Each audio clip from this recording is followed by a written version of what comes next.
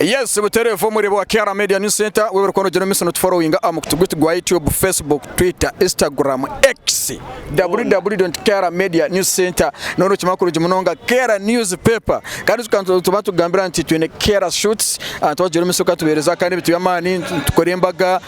cyamani tuterebishana photoshoot abesongozi nkaba mani tubatu bine tarondizo umurimbara nitotwenka wagwana easy bro aripa Arkiria you fresh after good twene songa me easy Orio wibanda orio wakaye ndio akatete orio akazo ndio akazo katete mu kitongore kigigaho nabo satani zikoreba koze nyine nothing senta nabwo no kaseza sapas bazurumu twina extra rubber material omusigazi acyasengere kuba omurungi omusigazi acyasengere kwata abana babishi akaryamu akanaga hansi Rena Rose wagwa azara mange bitwe no gamba batanga tugambe kiriyo banzo yetereze uri waza kumbuza banzo yetereze extra rubber material omwesongozi owamane Katete King yamani omusigazi abonire akufuna mischakaryamu akagenda sebo wagamba ko extra rubber material kandi nekindi ati nshaka interview utakwenda tugikore ate biwizira muwizira muyirere ryenyine omwesongozi owamani kandi vice president wa The Ghetto Fabrius it's okay amagaragaho nyitigine shonga umwesongozi bakweta Rena Rose namanya Rena Rose kakoreche shongoro cyabuza kandi umweshongozi w'umwana munonga yamana ari nake shongora gasemba keta Nurahira Rena Rose amakuru gajarangu ni girlfriend wawe amakuru kandi Stubino ndabukakafu nkoka kuja ngu Rena Rose kakoreche shongoro it was just business tawuro kinde cyabengenzo misesho ngo kikahwa kandi uri mu makoro umuntu nece shongoro naguma yejo bond nori nkoko bakuba oziro umuntu umwana icesho ngo tshergaho ni nkoko kuina umwana umuntu so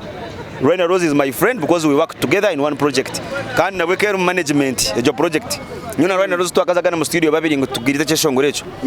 nkanza yonkora nawaza yakora koze bebiro nkantana muri imbara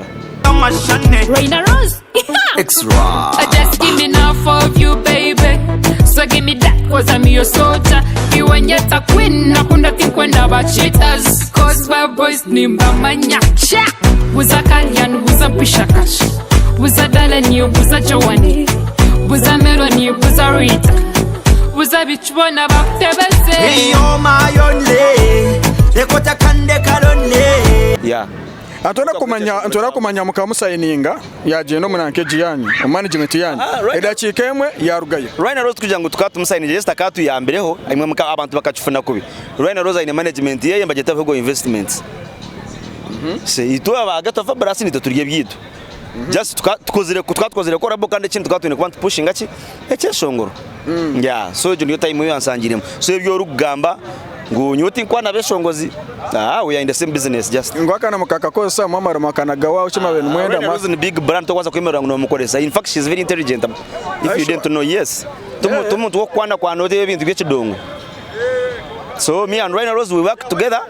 nothing else kandi ni munywano wanje ko mutoto akozere hamwe project buza miki buza yashi buza litani buza radio ekashora kare kataka jirebe abo bisongoro byo bitambura munonga kare cyo kuzana ukora bukitaratambuye cyo shongoro cyabuza batukana bakimanya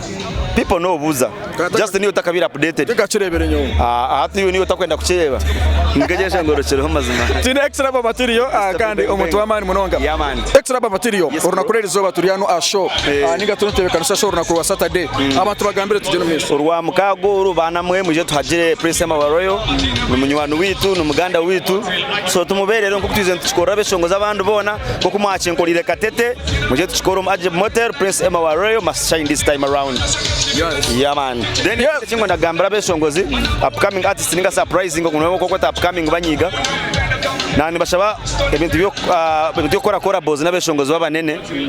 ebintu bagira ko babicendeza mukace naho kano ko n'umweshongozi umuhango ko ngata kupushingira waka then ekindi ba producers abatakusharinga waka yibakora abashongozi ni mwe mutuye hoki obanchete wanka kahuje wamuciyo butendeza wana mangu notakubasa kora mweshongozi ngato kunda kumukorenga waka tokujika kasa mureka kwiba abana twacimeta munonga producer nakoreche shongora ngatakwasa kusharinga ya day one day so ba producers aba bana mwegendesereza ba producer b'ikikecho ya wakora mana project gisharing ho